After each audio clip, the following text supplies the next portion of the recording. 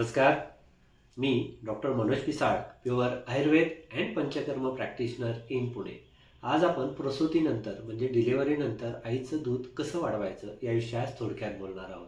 आता डिलिव्हरीनंतर बऱ्याच स्त्रियांना दुधाचीच निर्मिती होत नाही किंवा दूध फार कमी निर्माण होत असतं. त्यामुळे त्या बाळाची भूक कुठेतरी भागत नसते. त्याला वरचं पावडर फॉर्मचं मिल्क बनवून द्यावं लागतं. परंतु हे दूध नॅचरली त्या स्त्रियांमध्ये तयार होण्यासाठी काय करावं लागेल, तर एकतर तुमची डिलिव्हरी नॉर्मल होऊ द्या किंवा सीझर होऊ द्या, तुम्हाला काही जे अपेक्षित असेल मुलगा मुलगी, हे अपेक्षित न झालेलं म्हणजे मुलगा पाहिजे असेल तर मुलगी होते, मुलगी हवी असेल तर मुलगा होतो. तर हे अपेक्षित न झाल्यामुळे सुद्धा स्त्रिया नाराज होत असतात. आणि कुठंतरी नाराजी, कुठंतरी चिंता, कुठंतरी काळजी हे सगळ्यात महत्त्वाचं कारण आहे की त्यामुळं तुमचे स्त्री म्हणजे दुधाचं जी उत्पत्ती होत असते ती दुधाची उत्पत्ती त्याच चिंतेमुळे त्याच ठिकाणी ठप्प होत असते. कारण आयुर्वेदामध्ये रसधातू सांगितलेला आहे. रसधातूचा उपधातू स्तन्य म्हणजे दूध हे सांगितलेलं आहे.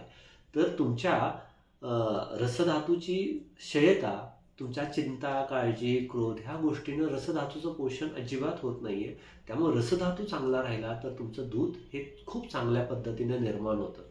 तुम्ही चिडचिडपणा केला, काळजी केली तर जे होतंय ते दूध सुद्धा कुठंतरी दूषित होताना दिसतं. त्यामुळे प्रत्येक स्त्रियाने डिलिव्हरीनंतर खूप आनंदी राहिलं पाहिजे.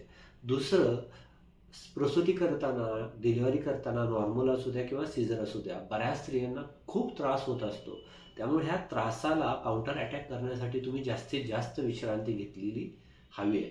तर तुमची नॉर्मल डिलिव्हरी झाली तर 2-3 दिवसांनी तेल लावून तुमच्या आयुर्वेदिक जवळचे डॉक्टर त्यांच्या सल्ल्याने तेल आणावं. त्यांच्या तेलाने जे मसाज असतं त्या तेलाने मसाज करून चांगली गरम पाण्याने अंघोळ जर केली तर तुमचा हा थकवा बऱ्यापैकी निघून जात असतो. सीझर झालेल्या स्त्रियांना हे लगेच मसाज वगैरे करता येत नाही.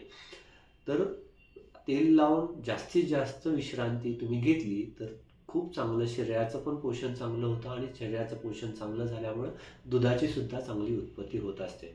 त्यामुळे आनंदी राहिलं पाहिजे, विश्रांती घेतली पाहिजे आणि तेलानं सगळ्या अंगाचं मसाज करून अंघोळ केली पाहिजे गरम पाण्याने. सीझर झालेल्यांना फक्त करता येणार नाही.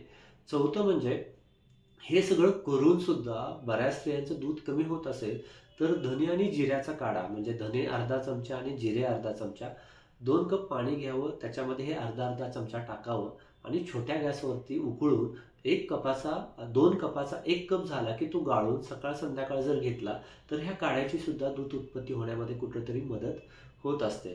त्याचबरोबर आयुर्वेदामध्ये दुधाचं सेवन ह्या गर्भिणी म्हणजे प्रसूती झालेल्या स्त्रीनी म्हणजे सकाळ, दुपार, संध्याकाळ 3 वेळा जरी केलं किंवा दुधाच्या सेवनामध्ये दुधाच्या खिरीसुद्धा चालतात.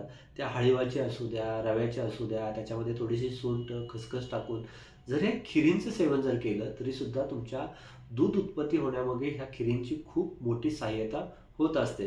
त्याचबरोबर आयुर्वेदामध्ये शतावरी कल्प नावाचं एक औषध सांगितलेलं आहे. ते सुद्धा दुधातून घेतलं तरीसुद्धा त्याचा खूप चांगला फायदा होत असतो. त्याचबरोबर आयुर्वेदामध्ये शतावरी सांगितलेलं आहे, अश्वगंधा सांगितलेला आहे, क्षीरविदारी सांगितलेलं आहे, इष्टिमधू सांगितलेलं आहे. अशी नाना तऱ्हेची औषधं सांगितलेली आहेत.